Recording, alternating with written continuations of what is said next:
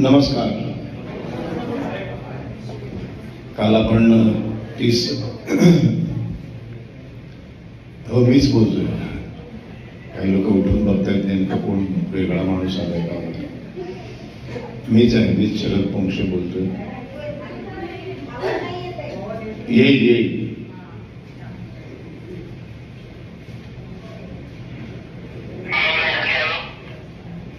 काल 30 जानेवारीच्या निमित्ताने मुद्दामून जरा नथुराम गोडसे बद्दल बोललो आणि आज पूर्णपणे स्वातंत्र्यवीर सावरकर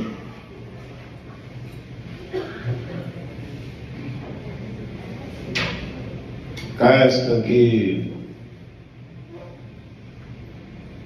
76 वर्ष झाली या भारताला, तरी सुद्धा अजूनही सावरकरांचा विरोध काही संपत नाही. काँग्रेसच्या पोटामध्ये सावरकर का दुखतात, खुपतात, सतत त्यांना सावरकरांवरती टीका करावीशी का वाटते. अजूनही सावरकर नावाची दहशत का आहे. ही दहशत आतापासून नाहीये, ही दहशत पहिल्यापासून आहे, स्वातंत्र्यपूर्व काळापासून आहे. 1937 साली या विरोधाची कारणं सापडतील तुम्हाला. 37 साली जेव्हा स्वातंत्र्यवीर सावरकर संपूर्णपणे स्थानबद्धतेतून मुक्त झाले, स्वतंत्र झाले आणि आता ते पूर्णपणे पुन्हा समाजकारणात, राजकारणात, देशाच्या स्वातंत्र्य चळवळीमध्ये भाग घेणार अशी परिस्थिती निर्माण झाली. संपूर्ण देशाला उत्कंठा होती की सावरकर आता परत राजकारणाला कुठून सुरुवात करणार. कारण 27 वर्षांचा प्रदीर्घ असा एक वनवास तात्यारावांनी भोगलेला होता.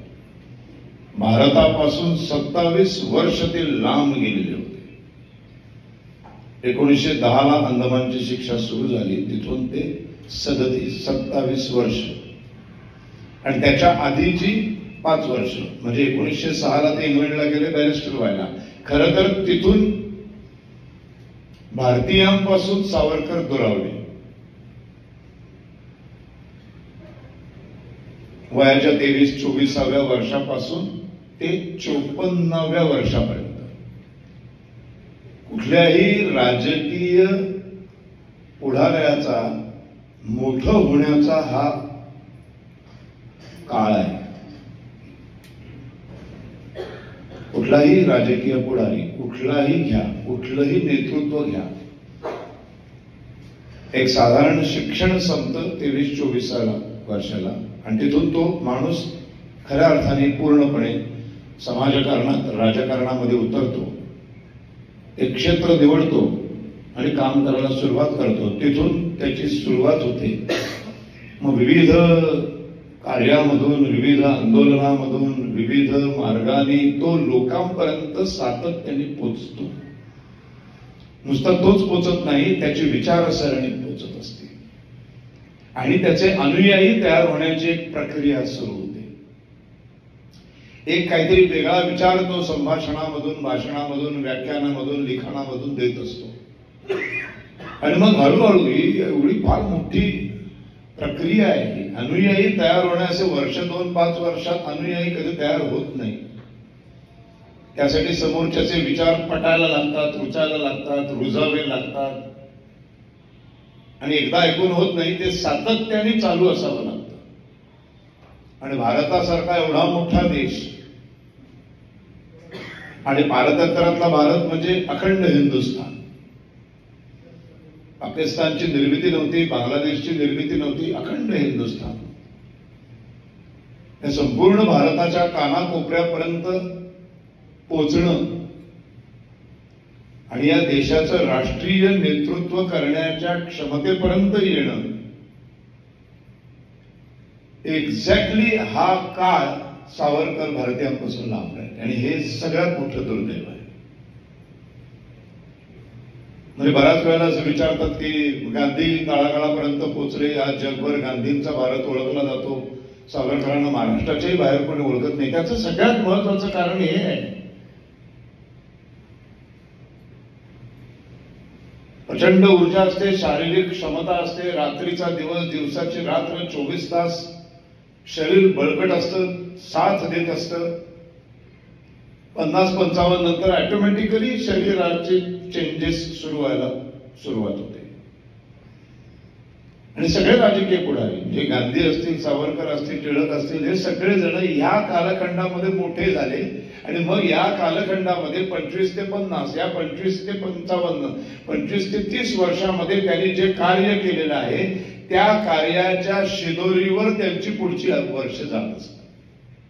सगळे बघा तुम्ही, कुठलाही राजकीय नेता, कुठलंही मोठं नेतृत्व घ्या, फक्त भारतातलं नाही जगातलं, आणि साधारण 55-60 नंतरचं जे त्यांची कारकीर्द असते ते त्या काही तारुण्यात त्यांनी काय काय केलंय, त्याच्या जीवावर जे त्यांनी अनुयायी पकडलेले असतात, जे त्यांच्या प्रेमात असतात, ते कधी हलत नाही. ते शेवटपर्यंत त्यांची असतात ती माणसं. बरोबर या कालखंडामध्ये विनायक दामोदर सावरकर आणि सावरकरी विचार, हिंदुत्व हे राष्ट्रीयत्व. धर्म म्हणजे नेमकं काय, हिंदूच का, किंवा ब्रिटिशांनी स्थापन केलेला राष्ट्रीय काँग्रेस आणि त्या काँग्रेसने निवडलेला हिंदी राष्ट्रवाद, या हिंदी राष्ट्रवादाला 1985 नंतर विरोध करणारा पहिला हा नेता आहे विनायक दामोदर सावरकर. आणि 85 नंतर डायरेक्ट 1937 पर्यंत संपूर्ण देश हा काँग्रेसच्या मागे निघालेला होता. काँग्रेस हा एकमेव राष्ट्रीय पक्ष होता. स्वातंत्र्य चळवळीचं नेतृत्व काँग्रेस करत होता आणि काँग्रेसचा जो अध्यक्ष असेल तो नकळतपणे राष्ट्राचं चळवळीचं नेतृत्व करत होता. पण ही मुळातच विचारसरणी अत्यंत घातक आहे. हा हिंदी राष्ट्रवादच या देशाची शक्ल करणार आहे. हा विचार मांडणारा एक माणूस 85 नंतर 37 ला लोकांपर्यंत आला. एवढं सोपं नसतं. एवढ्या वर्षांची अनुयायी तयार झालेले असतात, त्यांची मानसिकता पूर्ण बदलणं आणि एक वेगळाच विचार देणं हे सोपं नसतं. पण जरी सोपं नसलं, जरी अवघड असलं, तरी ते करणं हे भारताच्या हिताचं आहे. आणि म्हणून सावरकरांनी हे सुरू केलं. जेव्हा 37 ला सर्व निर्बंधातून मुक्त झाले तेव्हा त्यांना सांगितलं की आता सुभाषचंद्र बोस म्हणाले की काँग्रेसमध्ये या. असं रेड कार्पेट घालून त्यांना स्वागत केलं जाणार होतं. असंख्य लोकांना वाटत होतं की आता गांधींच्या बरोबरीनं सावरकरांसारखा एक अद्वितीय नेता, एक एवढा मोठा क्रांतिकारक आता काँग्रेसला जॉईन होईल, काँग्रेसची ताकद मजबूत होईल. पण सावरकरांचा धर्माचा अभ्यास, इस्लामचा अभ्यास, ख्रिस्ती धर्माचा अभ्यास, हिंदू धर्माचा अभ्यास हा सगळा त्यांनी सेल्युलर जेलमध्ये केला. म्हणजे सेल्युलर जेलमध्ये जाण्याच्या आधीचे जे सावरकर आहेत हे पूर्णपणे सर्व धर्म समवाद किंवा कुठलाही धर्म वाईट शिकवण देत नाही ह्या विचारांचा होता. तिथे आलेले, अंदमानात आलेले एक अनुभव घेत घेत घेत त्यांच्या डोक्यामध्ये प्रश्न सुरू झाले की मुसलमानांना, हिंदूंना त्रास दिल्यानंतर आनंद का होतो, ही विकृती आली कुठून. आणि या सगळ्या अभ्यासातून त्यांनी बायबलचा अभ्यास सुरू केला. त्यांनी कुराणाचा, हदीसचा, इस्लामिक डिक्शनरीचा, सगळ्या धर्मग्रंथांचा अभ्यास सुरू केला. आणि त्यांच्या लक्षात आलं की नाही,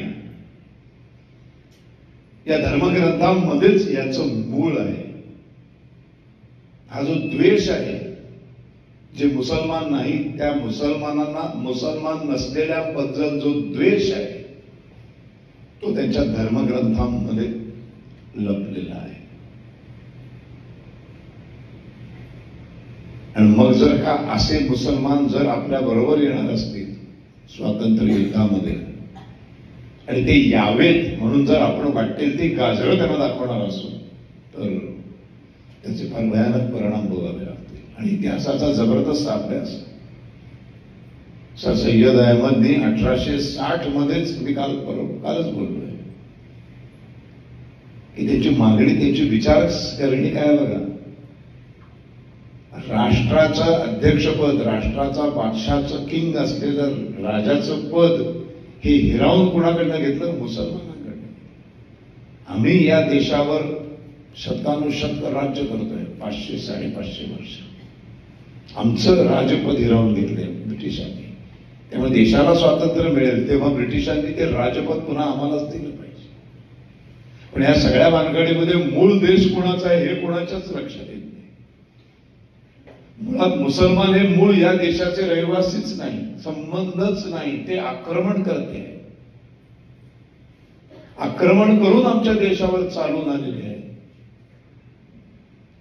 आणि इथे येऊन दादागिरी करून आमच्याच घरात घुसून आमचीच मंदिरं उद्ध्वस्त करून आमच्या स्त्रियांना पाठवून जबरदस्तीने आमचं धर्मांतर करून आमचं घर बळकावलेलं आहे. म्हणजे आज ज्यांना काही पुरोगाम्यांना जो दुःख होतं ना की बाबरी मशीद पाडून तिथे राम मंदिर उभं राहिलं, हे चुकीचं आहे. पण हा विचारच कोणी करत नाही की मुळात बाबरी मशीद कशी पाडली, उभी राहिली. ती काय सपाट जमीन होती, मोकळी जमीन बघितली आणि उभी केली का? नाही. आमचं रामाचं मंदिर पाडून जर तिथे एखादं उभं राहिलं असेल तर ते पुन्हा फक्त रामभक्तांनी मिळवलं पुढच्या पिढ्यांनी. इतकं साधं सोपं आहे ते. माझी जमीन, माझं हक्काचं घर मी पुन्हा मिळवलं. माझ्या 500 वर्षांमध्ये सगळ्यांनी संघर्ष केला, कुणाला यश नाही आलं. पण यश असं डायरेक्ट येतच नाही. क्रिकेटमध्ये शेवटची रन जी विजयाची धाव काढली जाते ती डायरेक्ट विजयाची धाव 262 रन जिंकायला असतील तर माणूस येतो बॅट्समन डायरेक्ट 262वी रन नाही काढत तो. त्याच्यासाठी कोणीतरी शून्यावरनं सुरुवात केलेली असते. कोणीतरी एक सेंचुरी मारून 100-200 पर्यंत गाडी आणून ठेवलेली असते. मग तो आऊट झालेला असतो, त्याचा सिंहाचा वाटा असतो. शेवटच्या 15 बॉलमध्ये 32 रन मारल्या आणि विजयाचा फटका मारला तर तो हिरो बनतो. पण कोणी हे विसरून जातं की 32 पेक्षा 122 रन केलेला जो राहुल द्रविड आहे त्यांनी याचा पाया रचलाय. हा पाया रचलेला आहे आपल्या सर्व हिंदूंनी.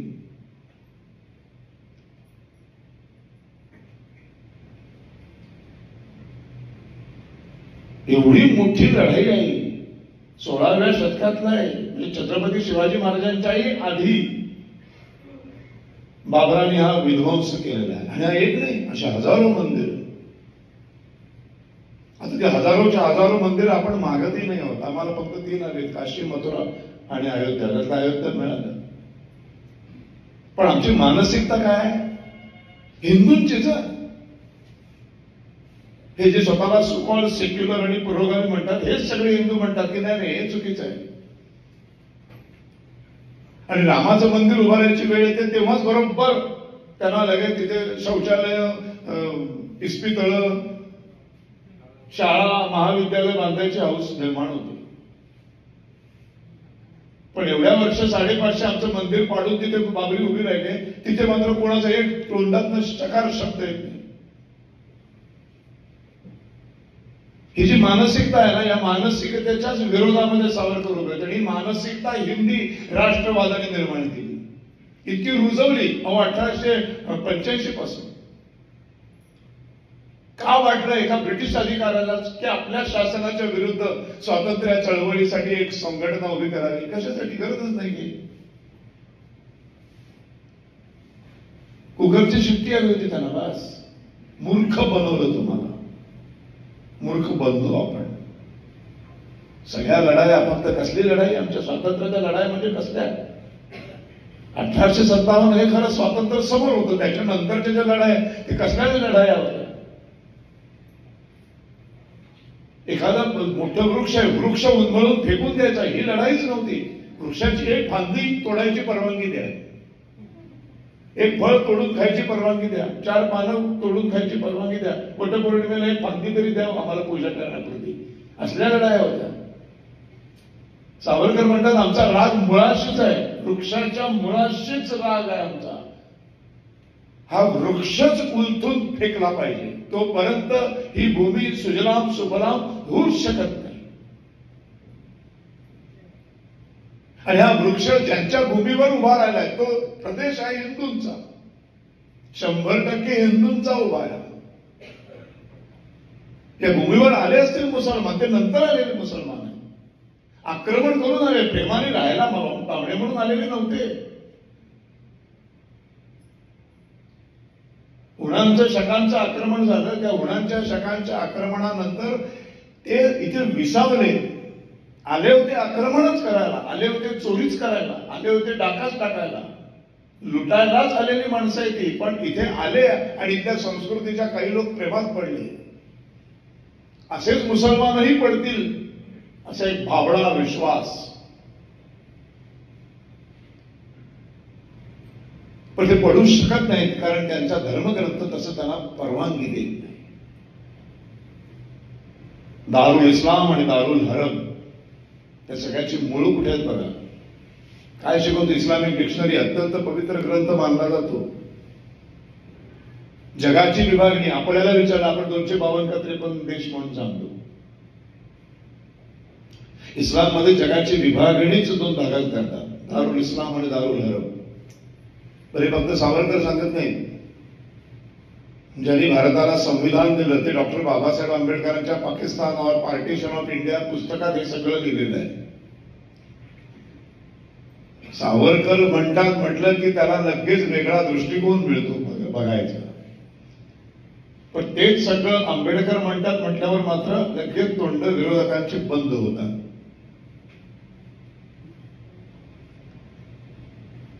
याचं मूळ परत जाती द्वेषात आहे. इथे जात आडवी येते सावरकरांची. मुळात ज्या माणसाने जात मानली नाही, जो हिंदू धर्मातल्या सर्व जातींचं निर्मूलन करण्यासाठी उभा राहिला, अथक परिश्रम घेतले, आयुष्याची 13 वर्ष त्या स्थान पद्धतीमध्ये त्यांनी एवढंच काम केलं. फक्त सोपं असेल? इमॅजिन करा, 1924 साली एक चित्पावन ब्राह्मण असे टोपी घातलेले मूर्ती आणून डोळ्यासमोर, एखादा भंगीवाडा, महारवाडा, मांगवाडा अशा वाड्या असायच्या. त्या त्या समाजाची त्या त्या जातीची माणसं अशी एकगट्टा राहत होती आपापली वस्ती करून. तो महार मांगाशी लग्न करायचं नाही, मांग वाण्याशी लग्न करायचं नाही, त्यांच्या त्यांच्यामध्ये मारामाऱ्या, त्यांच्या त्यांच्यामध्ये भेद. ब्राह्मण क्षत्रिय तर फारच लांब राहिले. ह्या वर्गामध्ये सुद्धा एकमेकांच्या बरोबर कोणी सहभोजन करत नव्हतं, कोणी लग्न लावत नव्हती, कोणी एकमेकांच्या घरचं पाणी पित नव्हतं. अशा भयानक सामाजिक परिस्थितीमध्ये एक चित्पावन ब्राह्मण त्यांच्या वाडीमध्ये जातो काय आणि त्यांना सुधारण्याचा प्रयत्न करतो काय. किती पराकोटीचा विरोध झाला असेल. मी जेव्हा विचार करतो प्रॅक्टिकली, एखादी गोष्ट नवीन सांगण्याचा प्रयत्न करत असतो तेव्हा केवढा विरोध होत असतो आपल्याला. साधं माझ्या मुलीची पोस्ट टाकली मी की बाळा तू एवढ्या सगळ्या भयानक, म्हणजे माझा कॅन्सरचा प्रवास, त्या सगळ्या हॉस्पिटलमध्ये बसून तू 12वीला 87% सायन्समध्ये मिळवलेस, 10वीला 94%, त्याच्यानंतर सगळे फर्स्ट अटेम्प्ट पास केलेस, तू वयाच्या 22व्या वर्षी तू पायलट झालीस. आणि शेवटी एक वाक्य टाकलं फक्त मी, कुठल्याही सवलती आणि आरक्षणाशिवाय. काय झोपलं? पण माझा कुणावर आक्षेपच नाहीये. ज्याला मिळतंय ते घेऊ देत ना, माझं काय म्हणणंच नाहीये. मला अभिमान आहे, या कुबड्या न घेतात ती पोरगी मोठी झाली. याच्यात ज्यांना मिळतंय त्यांना पोटात दुखण्याचं काहीच कारण नव्हतं, पण सगळे पिसाटून उठले. हे मी अशासाठी सांगतोय की ही ग्लोबलायझेशनच्या जगातली गोष्ट सांगतोय मी 2023 मध्ये. तर 1924 बरोबर 100 वर्षापूर्वी काय यातना आणि किती त्रास झाला असेल त्याला. हे सगळं ते का करत होते? या हिंदूंना शहाणं करण्याचा प्रयत्न करत होते. ही जोपर्यंत शहाणे होत नाही, साधी वाक्य आहे, सावरकर एका वाक्यात जात कशी संपवायची ते सांगतात. मनातून जात विषय काढला की जात संपते. प्रत्येकाने ठरवलं मी जात मानणार नाही की जात संपते. इतकी सोपं आहे जात काढणं, पण आम्हाला काढायचीच नाहीये मनातून. आम्हाला मनातूनच काढायची नाही, त्यामुळे आम्ही ती कधीच काढणार नाही. 150 करोड लोकांनी जर ठरवलं त्यांना मनातनं जात काढायची ना, विषय संपेल, चुटकी सरशी संपेल. सरकारला काही करायची गरजच लागणार नाही. पण आम्हाला हे करायचंच नाहीये. आम्हाला हवं आहे सगळं. आम्हाला हवंय, आमच्या राजकीय पुढाऱ्यांना तर हवंच हवं आहे. तर ही आत्ताची परिस्थिती आहे. इतकं सायन्स टेक्नॉलॉजी पुढे गेलेली असताना जग आता इथून मी अमेरिकेतल्या माणसाशी बोलू शकतो, व्हिडिओ कॉलिंग करू शकतो. अशा या जगामध्ये आजही आम्हाला ही परिस्थिती आहे आमची. जाती द्वेष इतका भयानक आहे की नुसतं मराठी म्हणाले की आम्ही कुणब्यांच्या मधनं झालं, त्या दोघांमध्ये मारामाऱ्या व्हायची वेळ आली. तर मग 1924 साली एक ब्राह्मण माणूस जेव्हा महारवाड्यात जात असेल, मागवाड्यात जात असेल, चांभारवाडीमध्ये जात असेल आणि त्यांना सांगायला सुरुवात करत असेल, तर त्याला किती विरोध सहन करावा लागला असेल. आता हा हिंदी राष्ट्रवाद नेमकं काय आहे? अगदी साधा सोपा म्हणजे देशाला स्वातंत्र्य मिळालं ते केवळ आणि केवळ या देशातले सर्व धर्मीय एकत्र आल्याशिवाय या देशाला स्वातंत्र्य मिळू शकत नाही. हिंदू राष्ट्रवाद स्वीकारला तर फक्त हिंदूच येतील, अहिंदू सोबत येणार नाही. अहिंदू सोबत आले नाही तर राष्ट्राला स्वातंत्र्य मिळणार नाही, असा खुलसट समज. खुलसट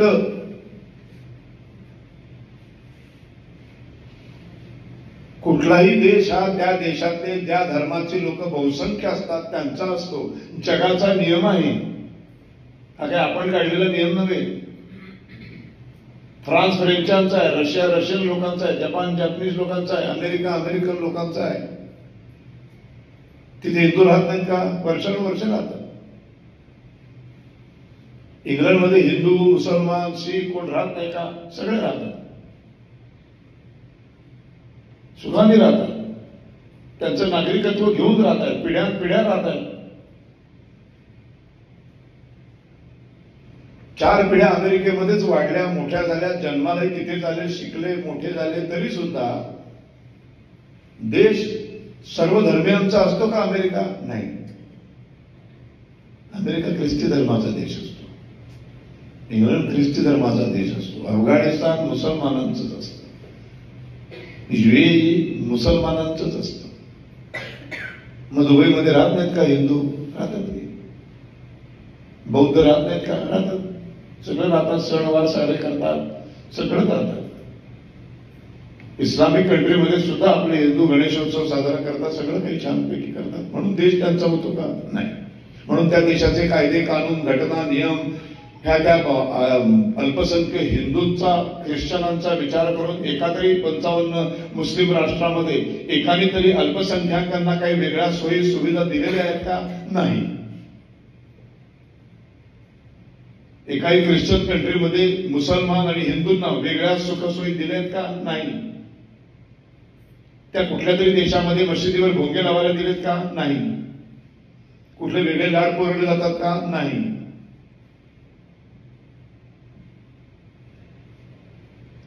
कारण ब्रिटिशांनी जी स्थापना केली राष्ट्रीय काँग्रेसची, ती मुळात स्वातंत्र्य मिळवण्यासाठी केली. हा भास होता, हा आभास होता, हे सत्य नव्हतं. आणि हेच आम्हाला कळलं नाही.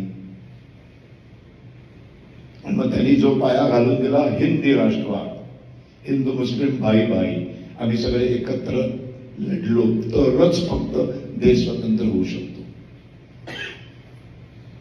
असा त्या धर्मामध्ये राष्ट्र ही संकल्पनाच अस्तित्वात नाही. ती माणसं त्या राष्ट्राच्या, एका विशिष्ट राष्ट्राच्या स्वातंत्र्यासाठी का लढते?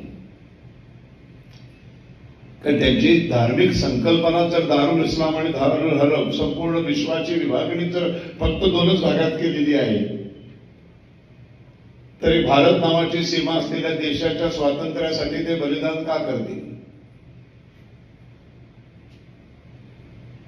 त्यांना फक्त भारत स्वतंत्र करून भारतावर राज्य करून काहीच मिळवायचं नाही, कारण त्यांचं उद्दिष्ट संपूर्ण विश्वावर इस्लामिक राष्ट्र आणण्याचं आहे. दारुल इस्लाम म्हणजे ज्या भूमीवर मुसलमान राहतात आणि मुसलमानच राज्य करतात, शासन करतात, तो प्रदेश दारुल इस्लाम. आणि ज्या भूमीवर मुसलमान राहतात पण शासन करते मुसलमान नाही, म्हणजे सगळे युरोपियन राष्ट्र, भारत, श्रीलंका, चायना, मुसलमान सगळीकडे राहतात पण शासन मुसलमानांचं नाही. जिथे राज्य करते मुसलमान नाही, तो सगळा प्रदेश पृथ्वीवरचा दारुल हरम. आणि शासन करते म्हणजे जी 55 मुसलमान राष्ट्र आहेत, शासन करते मुसलमान आहे, तो प्रदेश दारुल इस्लाम. आणि मग या दारुल हरमचं रूपांतर दारुल इस्लाम मध्ये करणं हे प्रत्येक मुसलमानाचं धार्मिक कर्तव्य आहे. आणि ते करण्यासाठी कुठलाही मार्ग तुम्ही अवलंबू शकता, कुठलाही. आणि या कुठल्याही मार्गाला जिहाद म्हणतात. त्याच्यामध्ये लव्ह जिहाद येतो, त्याच्यामध्ये लँड जिहाद येतो, त्याच्यामध्ये बॉम्बलास्ट टेररिझम जिहाद येतो, सर्व प्रकारचे जिहाद येतात. तर कुठल्याही प्रकाराने दारुल हरमचं रूपांतर इस्लाममध्ये करायचं पास. आणि त्या जिहादमध्ये जे भाग घेतात त्यांना गाझी म्हणतात. आणि असा गाझी अल्लाहला प्यारा असतो त्याला जन्नत प्राप्त होते. हे जर 2.5-3 वर्षाच्या मुलाला मदरशांमध्ये शिकवायला सुरुवात केली, उद्या तो त्याच्यानंतर डॉक्टर इंजिनियर झाला तरी लहानपणापासून जे धर्माचे संस्कार पक्के झालेले आहेत, तो त्याच्या डॉक्टर, इंजिनियर, सीए जे काही तो शिकेल त्या उत्तम उच्च विद्या विभूषित तंत्रज्ञानाचा, शिक्षणाचा उपयोग तो दारुल हरमचं दारुल इस्लाम मध्ये करण्यासाठी करतो. म्हणून जगातले सगळे टेररिस्ट हे कोणीही अनपढ गवार नाहीत. ओसामा बिन लादेन काही 10वी नापास झालेला विद्यार्थी नव्हता. उत्तम शिकलेली माणसं आहेत.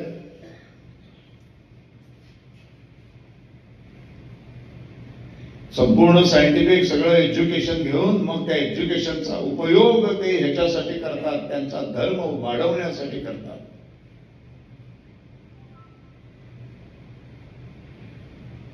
आणि हा सगळ्या धर्माचा अभ्यास केलेला हा सावरकर नावाचा माणूस आहे. आणि जेव्हा ते 37ला सगळ्या परत एकदा स्वातंत्र्यामध्ये भाग घ्यायची जेव्हा त्यांची तयारी असं होती, तेव्हा जेव्हा सुभाषचंद्र बोस त्यांना म्हणाले की काँग्रेसमध्ये आहे, तेव्हा पहिला विरोध केला माणसाने. जोपर्यंत काँग्रेस हिंदी राष्ट्रवादाचा पुरस्कार करताय आणि त्या हिंदी राष्ट्रवादासाठी पराकोटीचं मुसलमानांचं लागून चालन करते, तोपर्यंत मी काँग्रेसमध्ये पाऊल ठेवणार नाही. कारण हा हिंदी राष्ट्रवादच देशाचे तुकडे केल्याशिवाय राहणार नाही. 37ला बोललेलं वाक्य आहे हे सावरकरांचं. 10 वर्षांनी खरं ठरलं.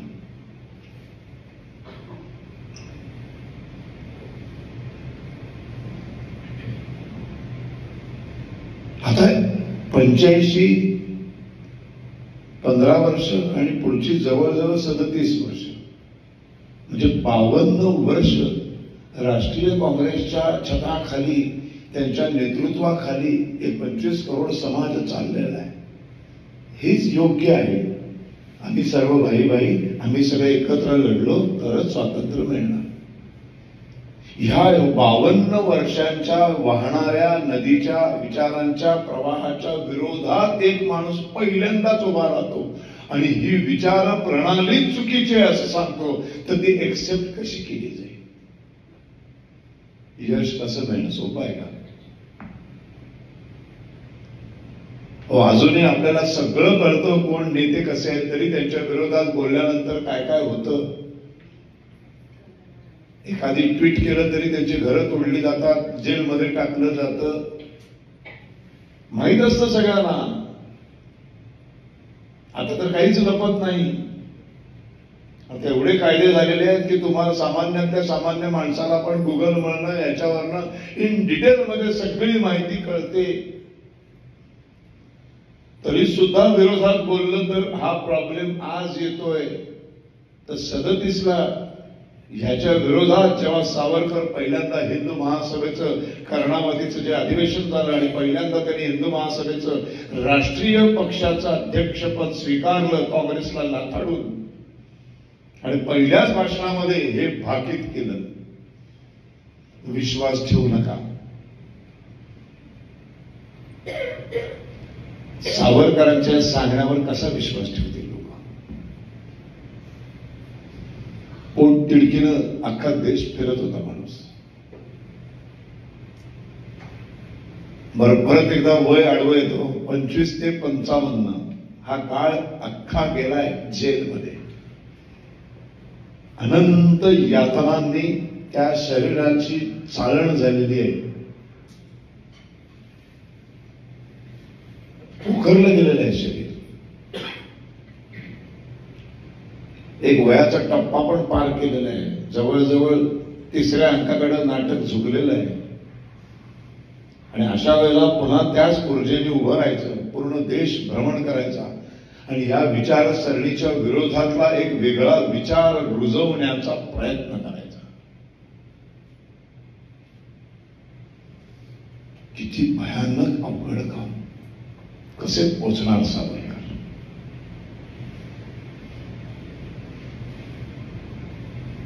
दुबळ्यातल्या दुबळ्या माणसाला एका गालावर थप्पड मारली तर दुसरा गाल पुढं करणं हे सोपं असतं.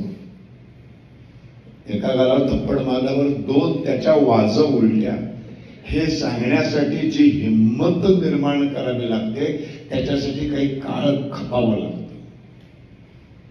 त्यासाठी शूरवीरांचा इतिहास शिकवावा लागतो. त्यासाठी माणसामध्ये नसामध्ये रक्तामध्ये ते शौर्य भिनवावं लागतं. असं आपोआप होत नाही ते.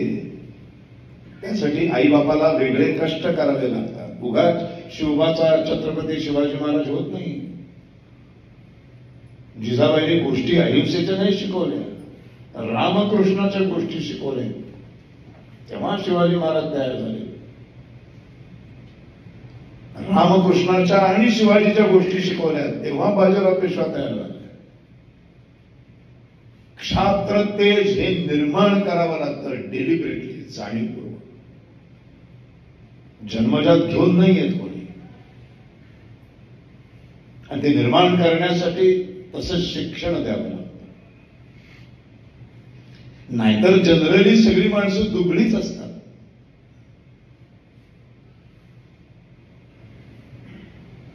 त्यांच्यावर तसे संस्कार घडवून घडवून घडवून घडवून माणसं तयार करावे लागतात.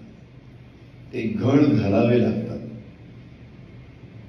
तेव्हा मग त्या लोखंडाची तलवार होते आणि मग तलवारीला धार येते. आपोआप येत नाही. आणि त्यामुळे ही 37 नंतरची जी वर्ष आहेत ना, 47 सालापर्यंतची 10 वर्षच मिळाली माणसाला. 52च्या समोर 10 वर्ष. बरं, 52 वर्ष रुजलेला आणि अंमलात आणायला अतिशय सोपा मार्ग. खूप लोक म्हणतात की सावरकर पोचले नाहीत. कसे पोचतील? एक फार छान गोष्ट सांगतो तुम्हाला. मी नाटकातला माणूस असल्यामुळं त्या छोट्या छोट्या गोष्टी सांगितल्या ना की विचार पटकन डोक्यात घुसतो, शिरतो. एक सुरेश नावाचा मुलगा होता 5वी 6वीतला. आणि तो सुरेश नावाचा मुलगा शाळेला जायचा. त्याचं नाव सुरेश आहे का? मी जनरली कुठलं तरी नाव घेतो. तर सुरेश मुलगा शाळेला जायचा. आई त्याला रोज डबा बिबा शाळेत द्यायची, छानपैकी करून काय काय छान छान खायला करून द्यायची. छान युनिफॉर्म वगैरे घालून सकाळी निघायचा. रोज एक रस्ता होता, त्या रस्त्याने तो जायचा. त्या रस्त्यावर एक रमेश नावाचा त्याच्याच समकालीन समवयीन एक मुलगा उभा असायचा. तो गुंड होता, पूर्ण गुंड प्रवृत्तीचा होता, दणकट होता. आणि हा सुरेश तसा दुबळा होता, साधा होता. सर्वसामान्य माणसं जशी जनरली असतात तसा तो होता. आणि तो रमेश रोज त्याला त्रास द्यायचा. त्याची चिठ्ठीच खेच, त्याचं इन्शर्टच काढ, त्याच्यावर शाई मार, कधीतरी त्याचा डबाच काढ, खाऊन टाक. तर सुरेश इतका कंटाळला, इतका चिडचिड झालेली होती त्याची. शेवटी त्यांनी येऊन एक दिवशी घरी सांगितलं आई वडिलांना की असं असं रोज मी हा अनुभव घेतोय, मला आता कंटाळा, मी शाळेत नाही जाणार. तर त्याचे जे आई वडील होते ते म्हणाले, बाबा एक काम कर, शाळेत तर जावं लागेल, शिकावं लागेल, एक काम कर, कुठल्या रस्त्यावर तो उभा असतो रमेश? तर बाबा एक आपण उदाहरणार्थ सेनापती बापट रोडने गेला तर तिथे तो रमेश उभा असतो. ठीक आहे, तू टिळक रोडने जा. टिळक रोडने पण असा जरा वळसा घालून शाळेत पोचता येतं. एक 5 मिनिटं आधी नाही, इथून 3 मिनिटात पोचतो, ते तिथे 5-7 मिनिटं जास्त लागतील तुला. म्हणजे रमेश भेटणारच नाही, विषयच येणार नाही.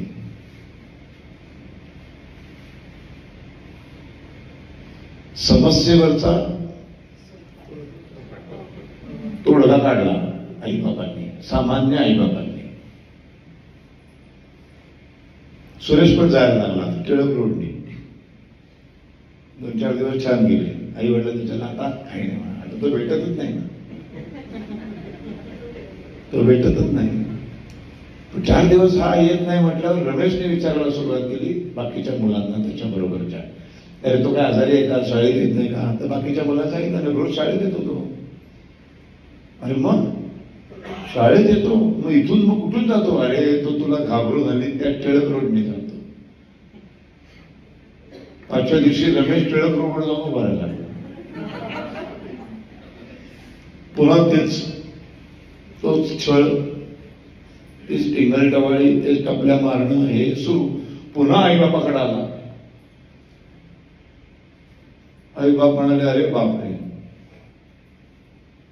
एक काम कर, अजून एक फडके रोड पण आहे, तर फडके रोडनी जा, अजून अर्धा तास आधी नाही.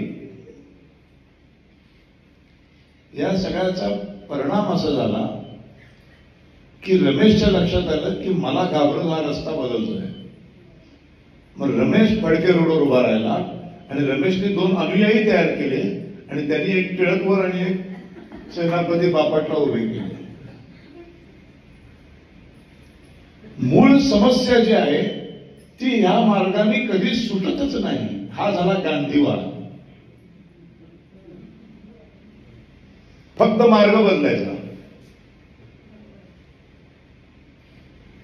अर्धाच मंत्र शिकवायचा, अहिंसा परमो धर्म. अहिंसेसारखा ग्रेट मंत्र नाही, अहिंसेसारखा ग्रेट धर्म नाही. सगळ्यांनी आपण अहिंसेच्या मार्गाने जावं, अगदीच उत्तम.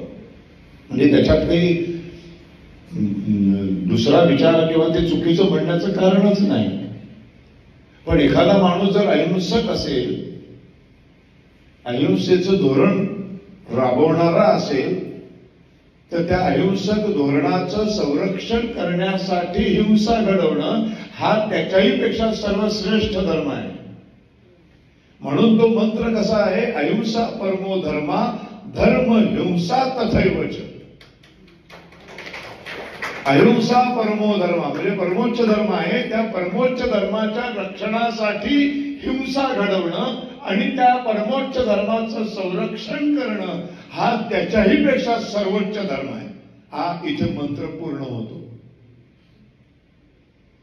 सतत मार्ग बदलणं हा त्याच्यावरचा उपाय नाही. गांधीवादी आई वडील हे शिकवतात. 52 वर्ष हे शिकवलं. आता एक माणूस आला, सावरकरवादी आई वडील.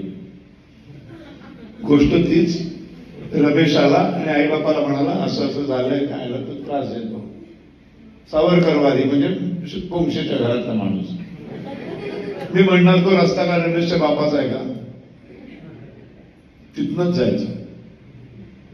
आणि तू काय बांगड्या भरल्यास? रमेश मारतो म्हणून तू काय सांगतोस मला? तू मार ना त्याला उलट. अरे काय मारणार, घेऊन बघ तो कसला दणकट आहे. मग तू दणकट व्हायला तुला कोणी बंदी केली आहे? इथे क्षात्र तेज येत. त्या रमेश जर दणकट असेल, रमेशच्याकडे जर शक्ती असेल तुझ्यापेक्षा जास्त, तर तुला मी अडवलंय का? 2 बिल्डिंग बाजूच्या याच्यामध्ये एक छान जिम आहे, व्यायामशाळा आहे. उद्या जाऊन पैसे भरतो. जा 6 महिने व्यायामशाळेमध्ये. बायकोला सांगितलं उत्तम उत्तम चांगलं खायला घाल त्याला. 6 महिने असा व्यायाम कर, असा व्यायाम कर. टिळकांचा आदर्श ठेव, छत्रपती शिवाजी महाराजांचा आदर्श ठेव. आणि 6 महिन्यानंतर अशी ताकद कमव आणि त्याच रस्त्याने जा. आणि रमेश तुला बघून, तेव्हाचं बदललेलं रूप बघून तुला तो काही करायच्या भानगडीत पडणार नाही. पण आधी केलेल्या सगळ्याचा वचपा काढ आणि असा बळव त्या रमेशला की रमेश दुसऱ्या कुठल्याच सुरेशच्या भानगडीत परत पडणार नाही. दिस इज सावरकरिझम. टिळकांचं नाव का घेतलं? टिळकांच्या आयुष्यातला किस्सा आहे. टिळक जेव्हा महाविद्यालयात दाखल झाले तेव्हा त्यांची अशीच टिंगल केली होती. बामणा बामणा म्हणून त्यांना चिडवलं. टिळकांनी काय केलं असेल, अख्खं वर्ष कॉलेजला जाणंच बंद केलं. म्हणजे घाबरून नव्हे, तो अख्खा काळ, कॉलेजचा संपूर्ण काळ ते करत काय होते? मग ते जात होते व्यायामशाळेत. आणि अशी बॉडी बनवली. आणि मग ती जी मुलं महाविद्यालयामध्ये त्यांना त्रास देत होती त्यांच्या समोर जाऊन हा बाळ गंगाधर उभा राहिला. मला असेल हिंमत तर या. एक क्षात्र तेज, आतमधला शिवाजी जागा होणं, आतमधले टिळक जागे होणं, आतमधला बाजीराव जागा होणं आपोआप होत नाही. असतं प्रत्येकाच्या आतमध्ये. मार्ग बदलणं सर्वसामान्यांना अत्यंत सोपं आहे. हा सोपा मार्ग शिकवला. एका गालावर थप्पड मारली की दुसरा गाल पुढे करायचा, सोपा मार्ग. काय 2 थपडा खाऊन पुढे निघून जाऊ रे? त्याच्याने थप्पड मारणाऱ्याची कंबर कधीच मोडली जात नाही, त्याची हिंमत कधीच बंद होणार नाही, थांबणार नाही तो. आणि अनंत माणसं थपडा खात राहिली 52 वर्ष. आणि मग 37ला एक माणूस उभा राहिला. जा, 2 बिल्डिंग सोडून एक जिम आहे तिथे जा, व्यायाम कर आणि त्या रमेशला तुडव. हे सांगणारा एक माणूस उभा राहिला. हे अंमलात आणणं 52 वर्षांची लागलेली सवय मोडणं सोपं नाही.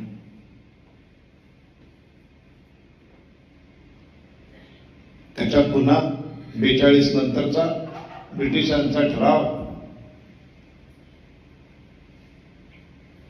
दुसऱ्या महायुद्धानंतर ब्रिटिशांनी ठरवलेलंच होतं आता द्यायचे स्वातंत्र्य.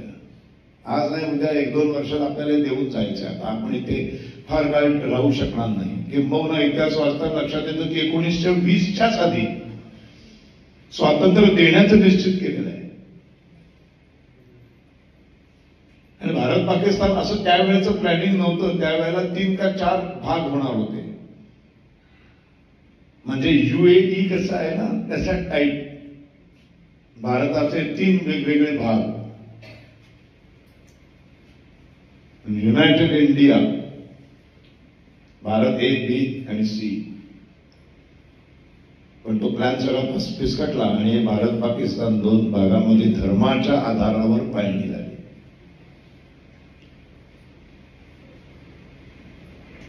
आता अजून एक उदाहरण.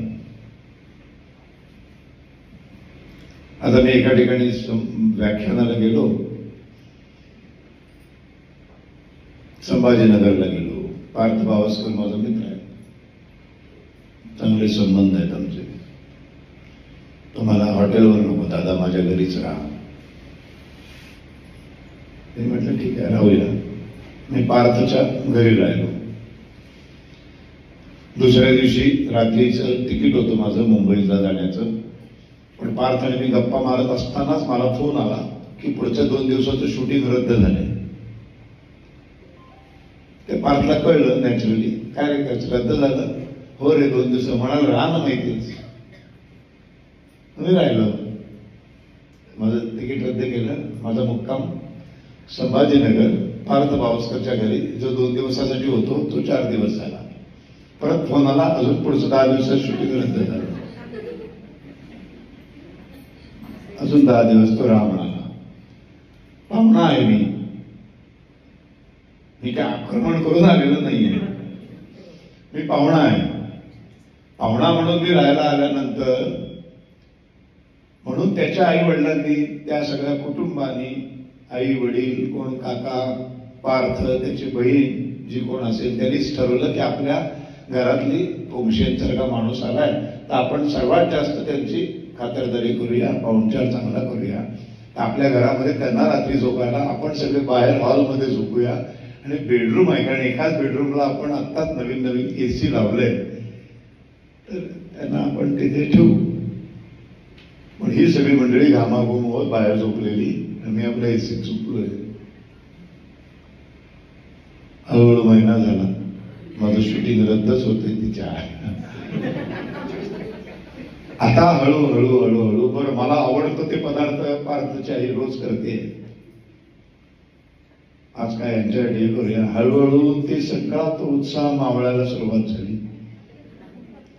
महिना झाला, 1.5 महिना झाला, मी संभाजीनगरमध्येच. मग मला भेटायला काही माणसं यायला लागली. मग ती भेटायला येणारी माणसं माझी, पण त्यांना चहा देते कोण? पार्थची आई. त्यांचे काम धंदे सोडून हे नवीनच भानगड सुरू झाली. मग मी एक दिवस त्याला म्हटलं, आता एक काम कर, खूप लोक मला भेटायला येतात, तर बाहेर जी नावाची पाटी आहे त्याच्या खाली माझं पण नाव लिही, म्हणजे लोकांना शोधायला त्रास होणार नाही. हा, मग पार्थ पडला गांधीवादी. त्यांनी नाव लावलं, छोटसच लावलं, पण छोटे एक पाटी लावली की शरद पोंक्षे सध्या इथे राहतात अशी. मग एक दिवस सकाळी सकाळी बेल वाजली. पार्थच्या आईने दरवाजा उघडला तर एक बाई उभी, 4-5 बॅगा घेऊन, 2 मुलं घेऊन. तिने पार्थच्या आईने विचारलं, आपण कोण? त्या म्हणाले, मी सविता पोंक्षे, शरद पोंक्षे राहतात ना त्यांची बायको, ही 2 माझी मुलं, पण हे सामान. ते म्हणाले, सध्या मी आता इथेच राहतो, तुम्ही कुठे मुंबईत राहताय, या.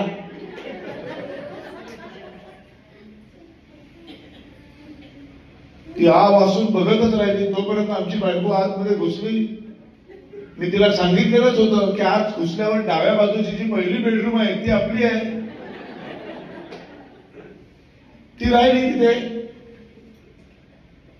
मग ती म्हणाली की तुम्ही स्वामी समर्थांचे भक्त आहात, पण मी शिवयोगी आहे किंवा मी आणि कोणाची भक्त आहे, तर तुमच्या देवालयामध्ये आता तुमच्या स्वामींचा नको, माझ्या. कळलं? कितीही प्रेम असलं आणि कितीही काही असलं तरी बावस्कर कुटुंब हे किती दिवस सहन करणार? शेवटी उद्रेक होणारच.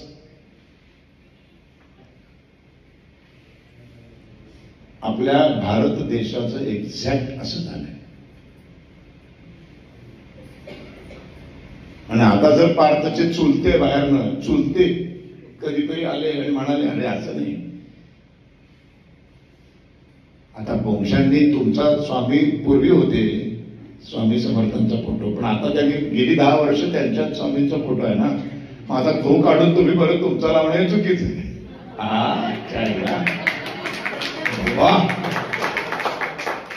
कळलं अयोध्येचं काय झालं, कळलं हिंदुस्थानचं काय झालं. म्हणून सावरकर सांगतात, पहिल्यापासूनच तयार राहा. बरं, हे तर प्रेमाने आलेल्या पाहुण्याबद्दल बोललोय मी. दरोडा टाकायला आलेल्या दरोडेखोरांबद्दल बोलतच नाहीये मी.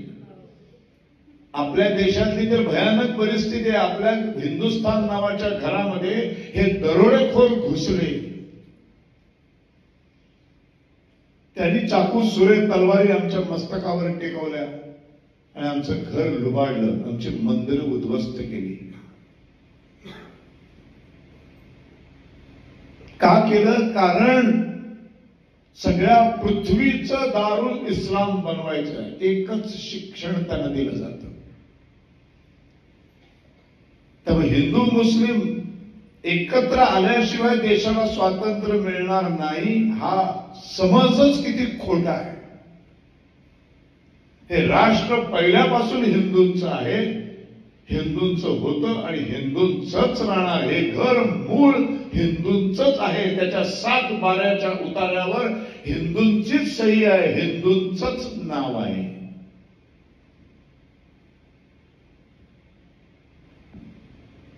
आता त्यांना हिंदुत्व हेच राष्ट्रीयत्व असलं पाहिजे. हिंदू राष्ट्रवादावरच हे राष्ट्राच्या स्वातंत्र्याची चळवळ उभी राहील हे ठणकावून सांगायला सुरुवात केली. खूप उशीर झालेला होता, खूप उशीर. हातातून निसटून निघालेलं होतं. मुस्लिम लीग आ वासून उभी राहिलेली होती, जिना उभा राहिलेला होता.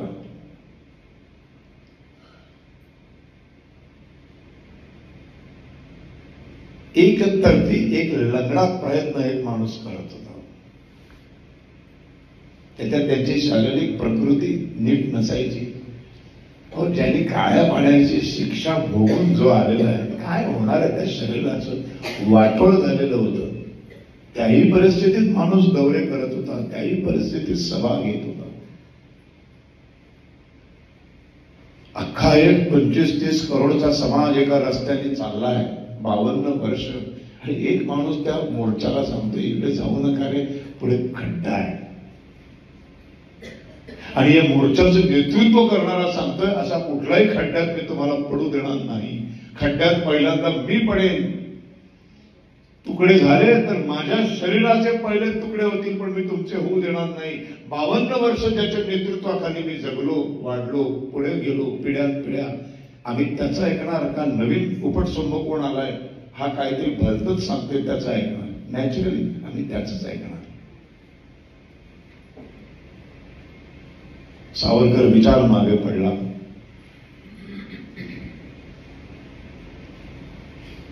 आणि ही पोटदुखी आहे काँग्रेसच्या मनात. मूळ सिद्धांतांच्या विरोधात उभा राहिलेला माणूस, डोक्यातली तिडीक तिथं पसंती आहे. आणि मग सावरकर सातत्याने सांगत राहिले आणि मग 47च्या आधी 46 एक सार्वत्रिक निवडणूक झाली. त्या निवडणुकीचा प्रचाराचा मुख्य मुद्दाच हा होता, भारताची फाळणी होणार की नाही.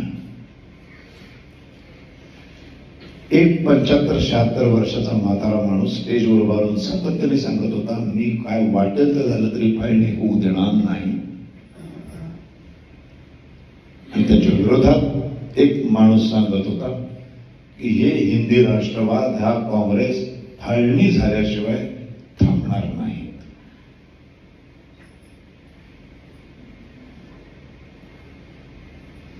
हिंदूंचं राष्ट्र आहे, जे अल्पसंख्याक आहेत ते तुम्ही आमच्या सोबत आलात तर तुम्हाला घेऊन, तुम्ही नाही आलात तर तुमच्या विना, आणि मध्ये आलात तर तुम्हाला आडवे करून आम्ही स्वातंत्र्य मिळवणारच, कारण आम्ही बहुसंख्य आहोत आणि ओरिजिनल हे घर आमचं आहे. नॅचरली मी तुमच्या घरी आल्यावर तुमच्या घराच्या सुशोभीकरणासाठी मी कशाला मेहनत करू? कोणीच करत नाही असं. दुसऱ्याला सुख मिळवण्यासाठी आपण कशाला कष्ट करणार? मी तेव्हाच कष्ट करणार जेव्हा मला काहीतरी त्यातनं मिळणार आहे. तर मुसलमानांची ही धार्मिक मनोवृत्ती पूर्णपणे ओळखलेली असल्यामुळं त्यांचं धर्मकारण, त्यांचे धार्मिक ग्रंथांचा यथेच्छ अभ्यास केलेला असल्यामुळं या हिंदी राष्ट्रवादाला सावरकर सातत्याने विरोध करत राहिले आणि हिंदू राष्ट्रवादच अखंडत्व टिकवू शकतो, कारण आम्ही 80% आहोत. बरे लढाई अजून 5 वर्षांनी जिंकू. 47च्या ऐवजी 52ला स्वातंत्र्य मिळेल, पण स्वातंत्र्य घेतल्याशिवाय राहणार नाही. आणि ते घेऊ ते फक्त हिंदूंच्या लढाईमुळे असेल. त्यामुळे तुम्ही आलात तर त्या स्वतंत्र भारतामध्ये मुसलमानांचं स्थान काय याचं पण उत्तर सावरकरांनी दिलेलं आहे. तुम्ही अल्पसंख्य आहात म्हणून कुठलंही तुमचं लांगुल चालन केलं जाणार नाही, किंवा हिंदू बहुसंख्य आहे म्हणून त्यांचे कुठलेही विशेष लाड पुरवले जाणार नाही. म्हणजेच समान नागरिक आहे. एक देश, एक कायदा, एक घटना, एक संविधान. एकमेव आपला देश आहे जिथं क्रिमिनल लॉ एक आहे आणि सिव्हिल लॉ वेगळे आहेत. असं कुठला जगातला देश नाही. मर्डर, खून खराबा केल्यानंतर सर्वांसाठी लॉ एकच आहे, पण लग्नाबाबतीत सिव्हिल लॉच्या बाबतीमध्ये प्रत्येकाला त्याचं धार्मिक स्वातंत्र्य बहाल केलेलं आहे. असा कुठलाही देश मोठा होत नाही. त्या देशाची अर्धी एनर्जी, त्याच्या तिजोरीतला अर्धा पैसा फक्त ह्याच्यावरच खर्च होतो.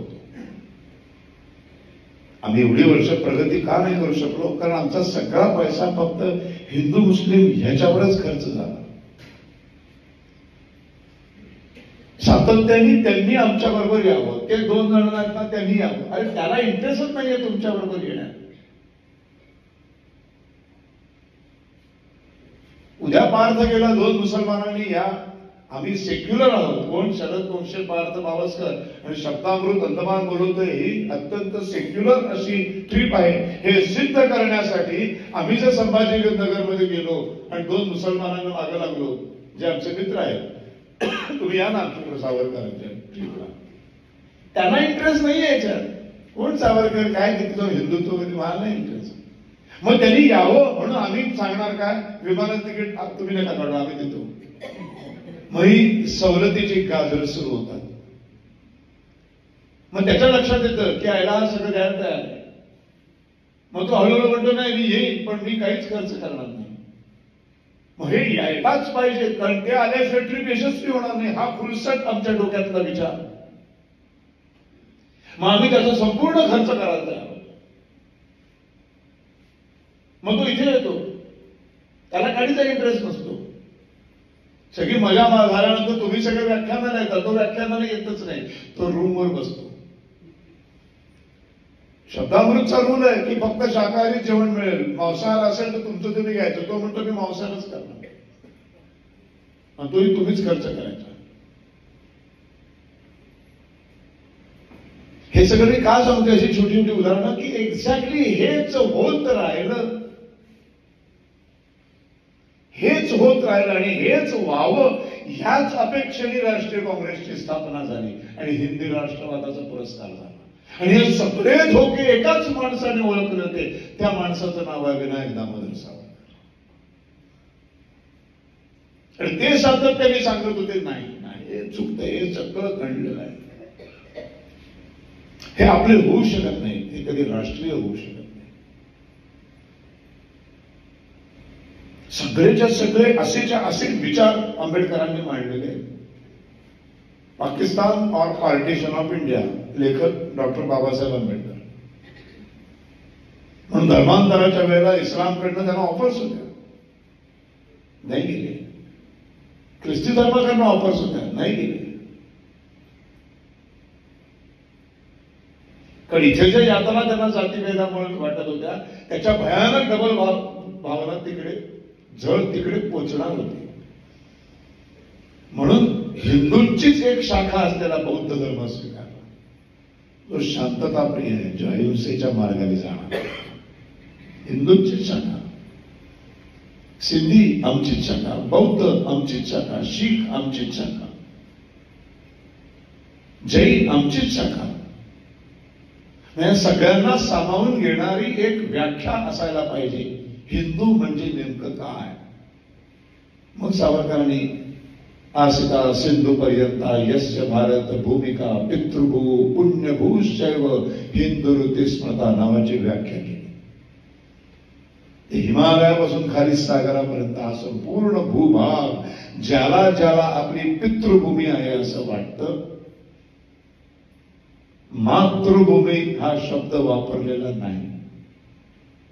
मातृभूमी तुम्ही कोणी म्हणू शकता. एक ब्रिटिश माणूस जर 110 वर्ष भारतात राहिला तो म्हणू शकतो ही माझी मातृभूमी आहे.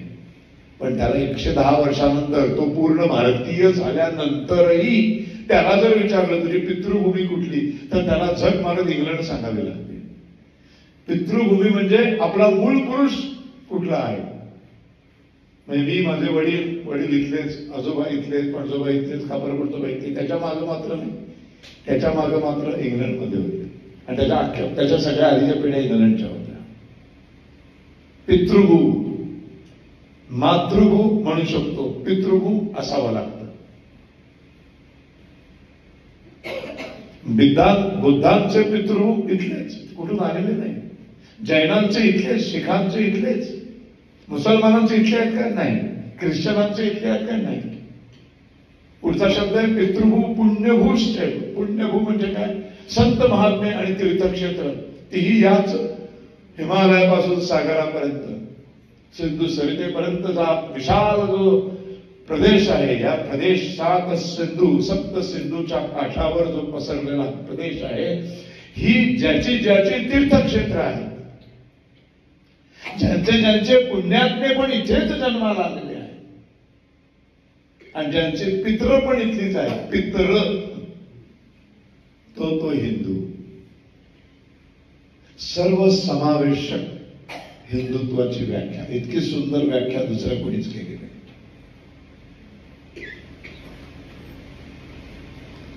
असे हे तात्याराव सावरकर. आणि मग अशा सावरकरांचे जे जे सांगत गेले 46च्या निवडणुकांमध्ये आणि त्याला प्रत्युत्तर म्हणून गांधी सांगत गेले की काळजी करू नका, भुलली माणसं त्यांच्या अभिनयाला भुलली.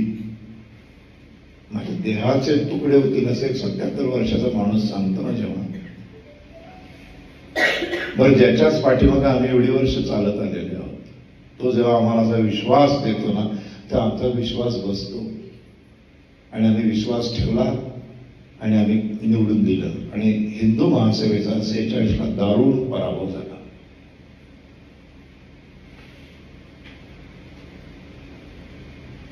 ला देश स्वतंत्र झाला. काँग्रेसने ज्या मुद्द्यावर निवडणुका जिंकल्या होत्या त्या समस्त भारतीयांचा घोर दारुण असा विश्वासघात झाला. कारण ज्याचे तुकडे देहाचे तुकडे पडतील पण देशाचे पडू देणार नाही तसं घडलंच नाही. देह तसाच राहिला, देशाचे मात्र तुकडे पडले. नुसते देशाचे नाही, 70 लाख हिंदूंच्या कत्तली झाल्या. 90 लाख हिंदू पाकिस्तानामधून इकडे आले.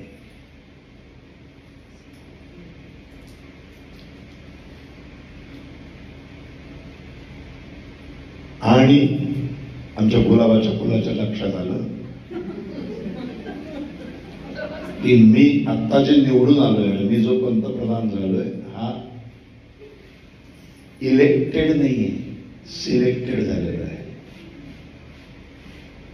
47चं पहिलं प्रधानमंत्री पद किंवा पहिलं मंत्रिमंडळ हे सिलेक्टेड होतं, इलेक्टेड नव्हतं. इलेक्शन्स होणार होत्या पहिल्या निवडणुका 52. खऱ्या अर्थाने लोकांना सामना करायचा आहे निवडणुकांमध्ये आणि आपण तर घनघोर फसवलेला आहे. हिंदूंचा प्रचंड मोठा रोष उडवून घेतलेला आहे आणि हिंदूच 80% आहे.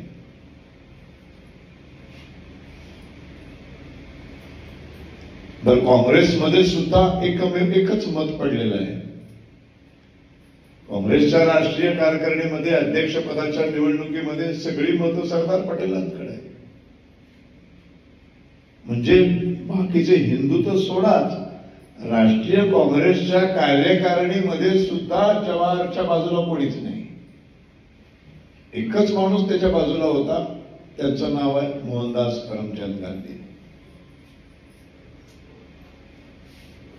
निवडणुकीत सरळ सरळ पटेल निवडून आले असते आणि ते पहिले पंतप्रधान, तो जो अध्यक्ष होणार होता तो देशाचा पंतप्रधान होणार होता.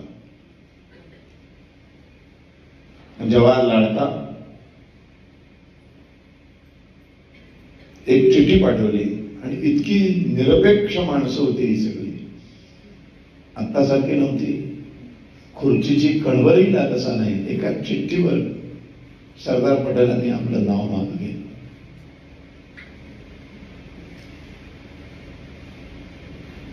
आणि गांधींनी जाहीर केलं की सरदार पटेलांनी नाव मागं घेतलेलं आहे. का घेतलं हे सांगितलं नाही. आणि तिथून पटेलांचा इंटरेस्ट काँग्रेसमधला संपत गेला. नेहरू अध्यक्ष झाले. 47ला देश आमच्या ताब्यात सोपवला. ब्रिटिश गव्हर्नमेंट निघून गेलं आणि सिलेक्टेड गव्हर्नमेंट आलं. जवाहरलाल नेहरू नावाचा माणूस आपला पंतप्रधान झाला.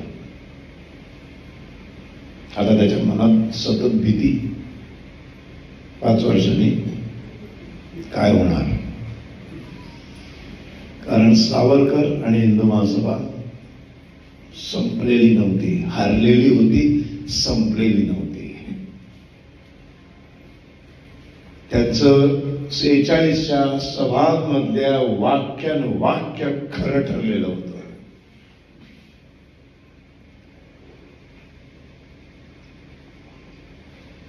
आता ते 52च्या निवडणुकींच्या आधी पुढच्या 5 वर्षामध्ये संपूर्ण देशात भ्रमण करून त्यांचं वाक्य कसं खरं ठरलंय हे लोकांसमोर मांडणार. अख्खा जनसमुदाय हिंदू महासभेकडे वळणार आणि 52ला आपलं काही खरं नाही, आपली कारकीर्दच संपुष्टात येणार. आता ते वाट बघतायत एका मिरॅकलची, एका चमत्काराची. आता फक्त चमत्कारच नेहरूंना वाचवू शकतो आणि तो चमत्कार घडवून आणला पंडित नथुराम गोडसे.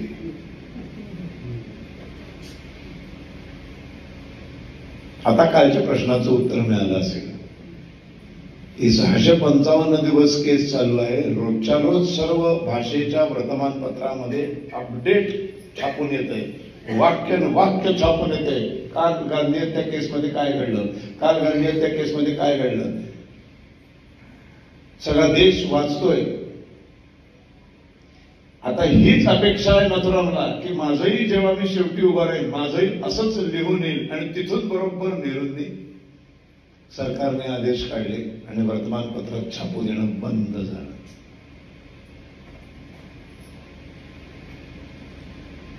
प्रचंड फायदा सौ बाजूंनी उचलला गांधी हत्येचा. हिंदू महासभेचा कार्यकर्ता निघाला, अख्खी हिंदू महासभा बदनाम झाली, हिंदुत्व बदनाम झालं, ब्राह्मण बदनाम झाले. आणि सावरकर ब्राह्मण असल्यामुळं आणि योगायोगानं तो गोडसे ब्राह्मण निघाल्यामुळं अख्खा ब्राह्मण समाज बदनाम झाला. तो आज तागायत बदनाम आहे. आजही डाग पुसू शकलेले नाहीत. आता कुठे सुरुवात झाली. आता अनेक माणसं आमच्यासारखी बोलायला लागली.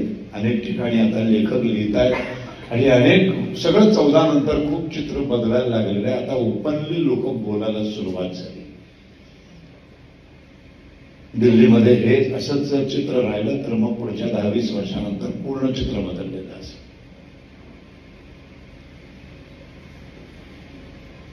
म्हणून नथुरामच्या निवेदनाला नेहरू गव्हर्नमेंट घाबरलं आणि त्याचा इतका सुपर फायदा उचलला अपोजिशन संपून टाकली. Hindu Mahasabha finished, Savarkar finished. सावरकरांना काही कारण नसताना अडकवलं. 2 वर्ष जेलमध्ये, कायमचा कारकिर्दीवरती डाग. गांधी हत्या आरोपी क्रमांक 8, संपूर्ण निर्दोष मुक्तता आहे. पण तरी आजही 2024 मध्ये सुद्धा डिबेट्समध्ये सर्व काँग्रेसचे लोक म्हणतात की केवळ पुरावा मिळाला नाही म्हणून सुटले. अरे गाढवांनो, कुठल्याही केसमधनं माणूस जो निर्दोष सुटतो ना, तो पुरावा मिळाला नाही म्हणूनच सुटतो. जे आरोप केले जातात ते आरोप जेव्हा सिद्धच होत नाही तेव्हाच माणूस सुटतो. ह्यालाच कायदा म्हणतात.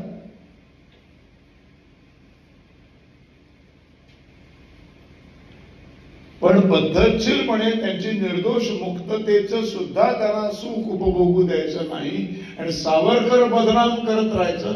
सावरकर बदनाम म्हणजे हिंदुत्व बदनाम, हिंदुत्व बदनाम म्हणजे हिंदू संघटन बदनाम.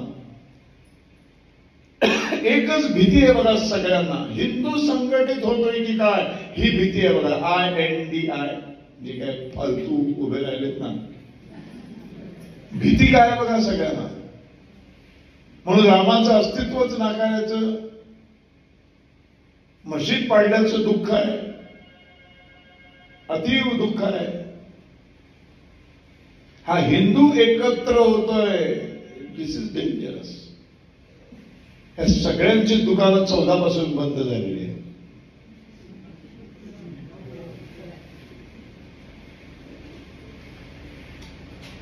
आणि मग सावरकर तिथून संपायला सुरुवात झाली खऱ्याच अर्थाने.